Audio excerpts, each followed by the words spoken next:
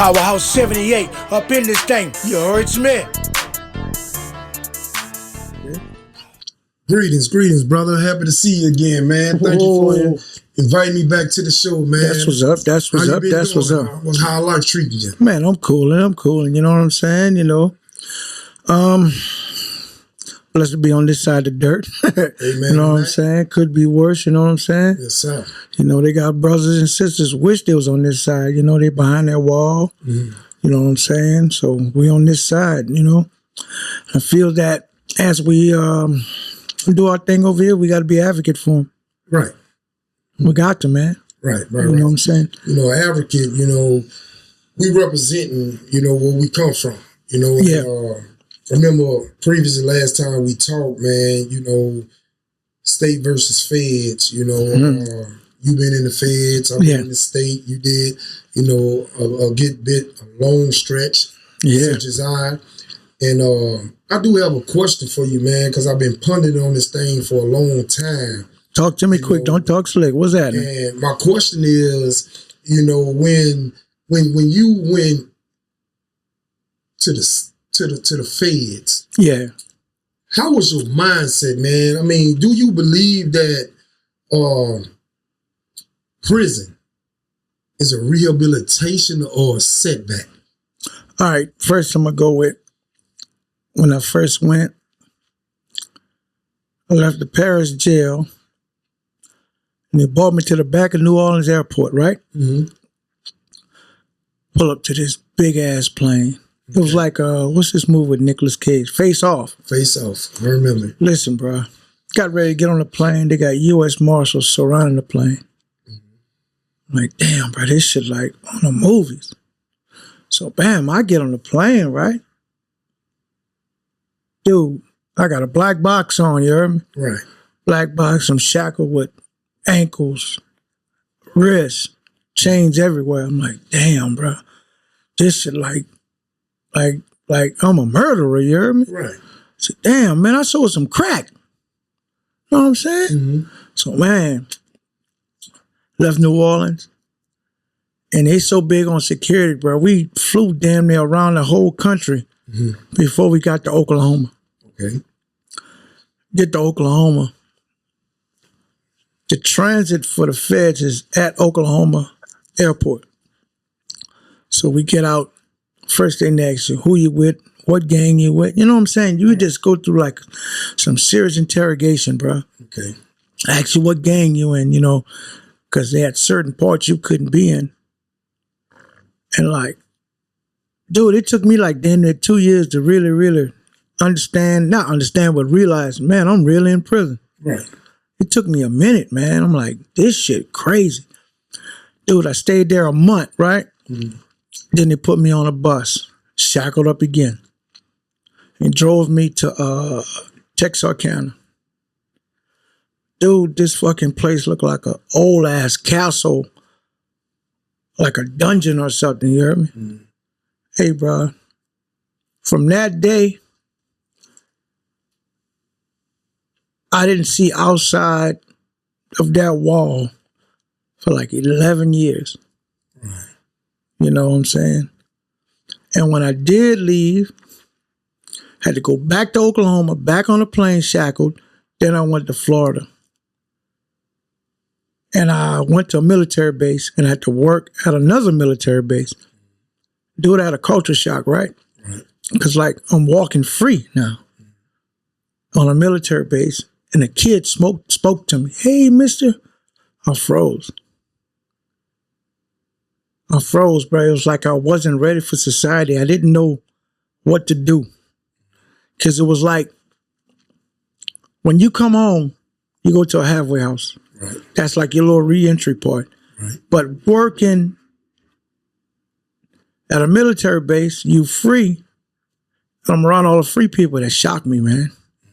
It was like I had a rush, you heard me? It's like a dope fiend getting a rush. And he haven't gotten loaded in years. Now he getting this big rush, you know what I'm saying? Right. It was like that, bro. So did you feel like, hey, I'm in prison, but I'm out here. I'm out here in the free world where I used to be. Did you feel intimidated? No, I was scared. Dude, I was really, really, really scared, bro. Know what I'm saying? But what's crazy is I'm gonna fast forward a little bit. From leaving Florida, because I got jammed up with a phone, had to go to Yazoo, right? Okay. So I get to Yazoo. Yazoo was like every project in Louisiana mixed together. Right. Chaotic. Wow. You know what I'm saying? Can't sleep at night. But when I did get free, because Obama gave me a pardon, shout out to Obama. When I actually came home, it showed me that how society is so messed up, because we had something in prison they don't have in the free world. You know what that is? Structure. Structure. I can agree. So because Structure. everybody's out here doing whatever they want, Right. and not being held accountable for it. Exactly. And that was the difference with people having gangs in other states, Right. which was really a group to help your community, but it went somewhere else. That's another story for another time. But it was like, if Buddy stole something from somebody and the person he stole from was from New Orleans or Baton Rouge, we're going to have a meeting about this. Right. You know what I'm saying? And he's from Texas, so we're going to go meet with the Texas boys. Hey, how y'all want to handle this? Right. You know what I'm saying? And that's in the feds, right? Yeah. So it's like, do you want to get paid? Yeah, I want to get paid. So they're going to pay it. They're going to pay his tab, right? Right. What else you need, man? I want a fair one. Okay. So y'all go get y'all fair one. It can go like that, or run him up top. You know what I'm saying? Get him off the yard. Right. So basically, excuse me. So when you say get him off the yard, can you go in depth of get him off the yard? well, get him off the yard is like, say for instance, you stole something, or the homies caught you doing some old gay stuff, or you hot. You know what I'm saying? Like your paperwork ain't good. You done rattle on somebody. Bringing heat to the next individual. So, you can't live there amongst us. You know what I'm saying? You got to go check in. Right. So when you get back to your unit, you go tell the CO, hey, CO, I can't live here no more. Right.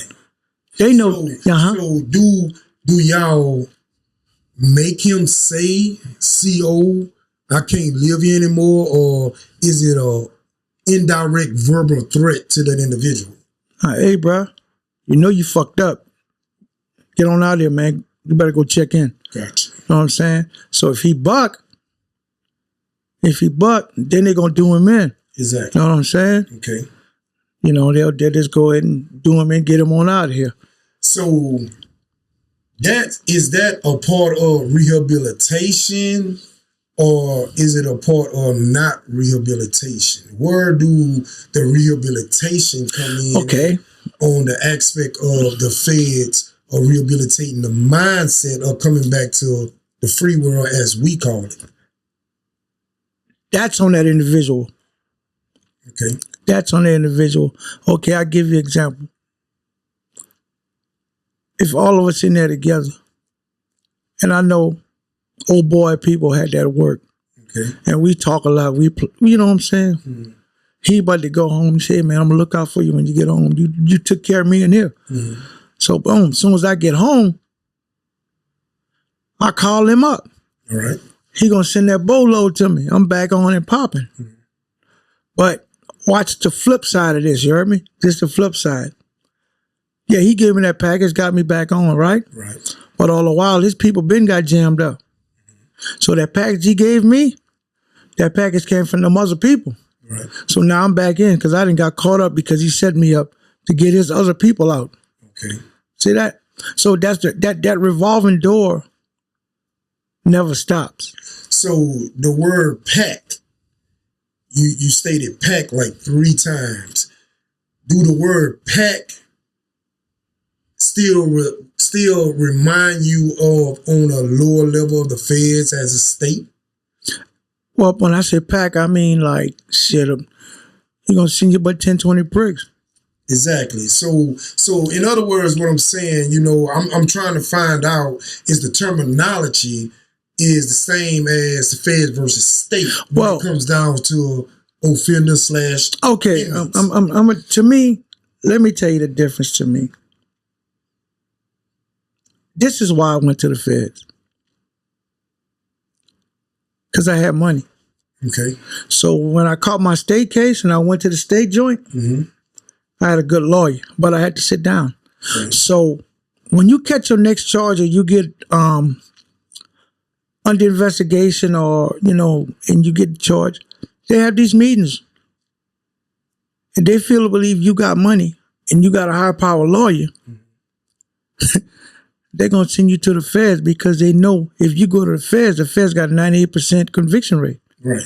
So what I'm saying? So they don't give a damn how much money you got. They make the money. You ain't getting out. You know what I'm saying? Okay. So that's what made me go to the feds. You know what I'm saying? Because it'll come to a play like, okay, who can give him the most time? Right. See what I'm saying? Right. It's a game to them. You know what I'm saying? It's all about who can give you the most time. Okay. Well, let me do a little turn to it. Yeah.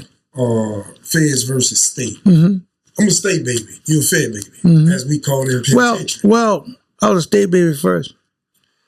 But you graduated to a higher level that I've never been. Okay? You don't want to go there easy. So, Yeah. in the state, we use the same terminology. Yeah. We know what that means. Yeah. Okay. When it comes down to rehabilitation, is this a rehab or rehabilitation? My concept of it is that prison do not rehabilitate no one at all. Self-rehabilitate. Rehabilitation, exactly, come from within yourself. Yeah. You have to want it. You have to thrive for it. You feel what I'm saying? So when it comes to a point to where you saying, well, you know what? I'm in prison. I'm gonna continue to do the same stuff that I've been doing. Oh man, this ain't for me.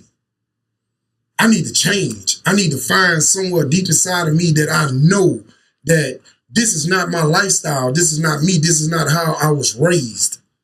And once you become a pillow of the community of the system, then you have your outsiders saying numerous things. Oh, he a rat. He worked for the people. But I don't call it that. As long as you really don't get down on a person, when I say really get down, meaning really catch the stand on a person, you putting yourself in position to get back where you once was. So you're going to do all the natural things that you know to do right in order to put yourself in that position to be granted parole, to be granted a bail or setting, or get a good judgment. Yeah, so basically, when they seen you in this place, staying out the way, oh, that nigga working with them people. Nah, man, I'm tired. Exactly. See what I'm saying? I'm tired of bumping my head. You know what I'm saying? Bumping my head. So when you say bump your head, is this like, okay, I done bumped my head, I'm tired of doing the same old stuff I've been doing, or, I bumped my head, I just need to get out of here, and I just bump my head later on down the line? No, when I say I'm tired of bumping my head, I'm tired of bumping my head. Know what I'm saying? Basically, what makes you crazy is creating the same illicit acts over and over, thinking you're going to get a different outcome. Right. That's what makes you crazy. So like I said, I'm tired bumping my head. So because all of this recidivism, and I'm not going to go through that no more. Eventually, everybody gets tired. A dog gets tired chasing his tail, so I get tired too. When did you come to that conclusion you was tired?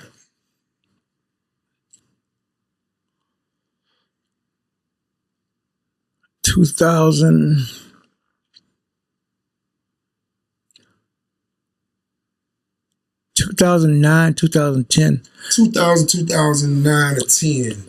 Okay, so roundabout, figure ballpark speech. How old was you? Because sometimes, in the mindset, you can be a grown man in your mind, but still act like. Well, I was 40 years old. You know what I'm saying? But at that time, I was so caught up in fighting my case. So honestly, by like 2010, I wasn't even thinking about the outside world. So it took you 40 years almost to realize Oh that yeah. I'm tired of bumping my head against the wall. Oh yeah, because like the first 2 times I got out, man, I ain't doing nothing. Now that time a pack got thrown in my hand, you heard me? So I went at it. You know what I'm saying? And when you come back on the streets, right, from doing the jokes, dude, the worst hustling you can do is sneaky hustling. Right. You know what I'm saying? It's you really thinking you just getting away, hiding from everybody, but everybody see you. So yeah, it took me that long. You know what I'm saying? It took me that long, man. But So 40 years versus the time that you put into the system when you felt like, okay, enough is enough. What was your mindset? What were your mindset of thinking, did I gain anything in a rehab or rehabilitation from the prison system, or did I focus amongst myself with my higher power and the support of my family, friends, and loved ones to be where I'm at today? dude, honestly, being in them places, I applied myself. You know what I'm saying? I had to hustle. You know what I'm saying? Because like, honestly, a lot of my family members didn't have a lot. You feel me? And when you say hustle, don't mean to cut you off, but when you say hustle, you mean on the street or no, in prison? I hustled in prison. So can you give me okay, I will. The definition of Okay. what type of hustle in such a suspect not to criminate yourself? I'm not going to incriminate myself. So when I say hustle, dude, I sold fruit cups. I sold pizzas. Okay. You heard me saying? I went to art school when I was young, right? Okay. So boom, I'm making these big old portraits. You know what I'm saying? Because this my thing. God bless my sister, took care of me. Okay. Shout out Nettie, my big girl. So my sister looked out for me. I had a homeboy named Head, right? Shouts out Head. Said my G, every 2 weeks, this brother would send me $20. To some people, that may not be a lot, Right. but Something. dude, them $20, Carry a long way. yeah, it carried me a long way because I wasn't in that gambling, I wasn't smoking, I wasn't, buying hooch and all that. I'm in here surviving. But after I started getting my mind right, getting my heart right, this was my thing. I was like, man, you know what? Ain't nobody put no pistol to my head and made me sell dope. I can't be mad at that man that set me up. He got caught up in a compromising position, right? Right. And he had to get somebody. Oh, I know I can get. So I put it in his hand. He enforced me. So I accept that fact. You know what I'm saying? So let me ask you this: Mhm. when you say hustling, you gave me your way of hustling with the frozen cups, the peaches, yeah. etc. Have you like decided to say, okay, well, I'm gonna go in the laundry, and I'm gonna go wash some clothes? Well, I didn't go in the laundry because I forgot this part. I went to personal training school, right? So as we in the feds, we had an indoor gym, outdoor gym, we had weights. So I ended up being a personal trainer in the gym. So I worked in the gym. Okay. So there had times where I ran classes. I had certain little people I trained, you know what I'm saying? So I had a lot going on. So going through all that until right now, when I say hustle, life's a hustle. Right. All we did, me, I'm gonna say personally, a person can look at it how they want. I just changed commodities. Okay. You know what I'm saying? That's why when I go to work, you know what I'm saying? Say, where you at, man? I'm going to the plantation. You know what I'm saying? It's just a mind state, you know what I'm saying? Right. But life's a hustle to me. So during those times of hustle, was your mindset was like, hey, I'm gaining, I'm stress free, even though I'm in prison, I'm living and I'm living legally. Did you even think about that? Honestly, bro, I was stress free because I accepted what I had going on. I put my paperwork in. And I prayed every day, man. I gave it to God. Right. Thank And you. once you give it to God, man, you just let it be what it be. You know, He got you. So, how was your mindset when it comes down to your family, your wife, or At the time I wasn't married. At the time my girl was from Texas. And I was like, listen, man, I can't hold on to you. I'm not, I can't run nothing in here. So go on with your business. My biggest thing was like my kids, really my mom, you know what I'm saying? Because my mom was already sick, you know what I'm saying? So my whole thing was, I really hurt my mom. You know what I'm saying? I really, really hurt her, you know? So if it was anything, is your mom still living today? Nah, she passed. All right, God bless her soul. So if it was anything today on this show that you would like to give shots out or anything of that nature to your mom, what would you say? Shit, Mom, I love you, baby. I'm sorry I did what I did. But one thing, I'm sorry what I brought her through. But one thing I'm going to say about all that. Everything I've been through, it made me the man I am. I like that. See what I'm saying? See, a lot of people be like, if you can go back in time and change this, I ain't changing nothing. I'm not trying to be shrewd. I'm not trying to be selfish, but I'm not changing nothing because everything I've been through, that's why I call it the beautiful struggle. That's what made me the man I am now. See, everybody look at stuff, you want to be shaped and formed perfect. No, man, they got certain bumps, cuts, bruises, dents you got to have. That's going to make you who you are. Right. See what I'm saying?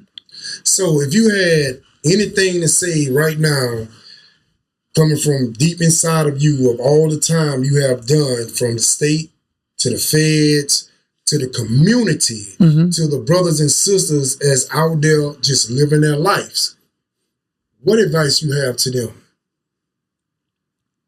First, I tell them, man, don't take nothing for granted. Live your life. Do the best you can out here. You know what I'm saying? If you're a father, be there for your kids, man. Don't let your kid be a victim of the environment. You know what I'm saying? Please don't do that. As far as the little females, teach them, man. Teach these little girls how to be young women. You know what I'm saying? Right. Please. No disrespect to nobody, but please take all them lashes off, all that. You know, just let a child be a child. You know what I'm saying? Let a child be a child, man. You know, to a certain degree, man, put them damn children out the house. Let them go play. Right. You know what I'm saying? Man, listen, where me and my wife live at, and look, I said that, but no disrespect to nobody. But where we live at, we got something going on in our neighborhood that you don't see too much. You know what that is? Exactly. Kids outside playing. Exactly. All right. Dude, when I first moved with her and I seen that, I said, wow. That's big, man. That's big to me, bro. Well, look, we running short on time, man. So before the show end, I have two major questions for you. Let's go. And we're going to do it briefly. Number one, what word of encouragement that you can give to the elder people in the communities where we're from versus other out of state to encourage their kids, their grandkids, nieces and nephews to stay away from where we have been? I would tell the elders, bro, please don't give up on them kids. Please don't give up on them. I know a lot of times them kids can get disrespectful, but, you can only do so much, but don't turn your back on them. Okay. But to a certain degree, some of these kids are so wilding out. They really going at them elders, man. But I just pray that they don't turn their back on them. Okay. I know that's a far cry for help, but to a certain degree, man, what can you do? And the second question, what kind of encouragement you can give this new generation today? Oh, so before I say that, me and my wife go to a church called Healing Place, right? Know of it. Been there, done that. And I seen something in that church that I haven't never seen in church before. They got so many young people in there. You know what I'm saying? But as far as my words to the young generation now, start thinking on your own, man. Mm-hmm. You know what I'm saying? For real. Oh, you say start thinking on your own. I need you to recap that, because if they think of their own, that means that their mindset can be, I'm just going to do me. Well, when I say think on their own, I mean like just because you see this group of people on social media do it, trending, don't do it, man. You know what I'm saying? Start thinking. I mean, like, think before you actually do something. Okay. You know what I'm saying? Please, man. Because at the end of the day, when these kids do all this stuff and get hurt or whatever, man, you're not just hurting yourself. You're hurting your mom and your daddy, your little kids. I mean, your brothers, your sisters. You know what I'm saying? Because some of these kids got little brothers and sisters that look up to them too. Mm-hmm. You know what I'm saying? They just got to think about what they're doing. You know? And I feel that way because my son went through a lot of that stuff. You know what I'm saying? Right. And it can come to the point, bro, when these kids do a lot of this stuff, some of these ops, or what they call them, they got calculated moves. Right, right. You know what I'm saying? They'll come at the kid family. You know what I'm saying? Right. Because a lot of stuff these kids do, you're putting everybody in harm's way. Yeah, exactly. Pretty much. So, in other words, in 2025, Happy New Year's to you, bro. Already, saying to you. In 2025 versus your past, what have become a changed man behind your actions and the reason that you are sitting here today? You say, what made me a changed man, or? Yes. What made me a change? Everything I've been through. You know what I'm saying? Dude, I done lost so many people, so many loved ones, man. And like one of the biggest losses I lost was, the passing of my son, at 12 years old in my arm. And it really, really made me reflect life. I reflect a lot, bro, and I think a lot. And I just seen so much going on. I'm like, man. But I didn't stop. When he died, I didn't stop what I was doing. Okay. I didn't stop. You know what I'm saying? So I just seen so much, man, and like it's getting worse and worse, bro. Yeah, it is. And I just ask that we come together as one and pray. And you know what I'm saying? Get it together. But it's like I know we can't help or change 100 people, but if we can change one, that makes a difference. That's one soul. Just one.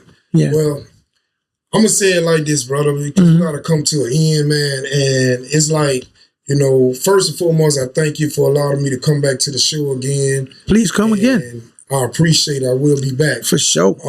Man, I want to give shouts out to Dwayne Woods, which is one of my sponsors, man, that believed in me when I was in prison. That's good, man. Really, before I got out of prison, man, he supported me to the fullest. He did everything he had to do for me, not looking for it. But God first, then him, then his daughter. Because if it weren't for him and his daughter, I wouldn't be sitting before you today. And his daughter's a lawyer. And, I thank God for placing people like them in my life. Amen. So I want to thank God for them. I want to thank God for you, your family. Yeah. Appreciate it, man. My girl, and everything. But at the end of the day, man, we got to collaborate, man, on some more on this prison reform, man, because I support prison reform. And I feel as though that our generation, our people need to vote for change because God is about change. Yeah. Yeah. So what you're saying, all that, whatever I can do, just get at me. Most definitely. You know what I'm saying? I appreciate you, man. Much love. You know what I'm saying? And We're gonna click clack on the other side, baby. Already. Y'all be good. Peace.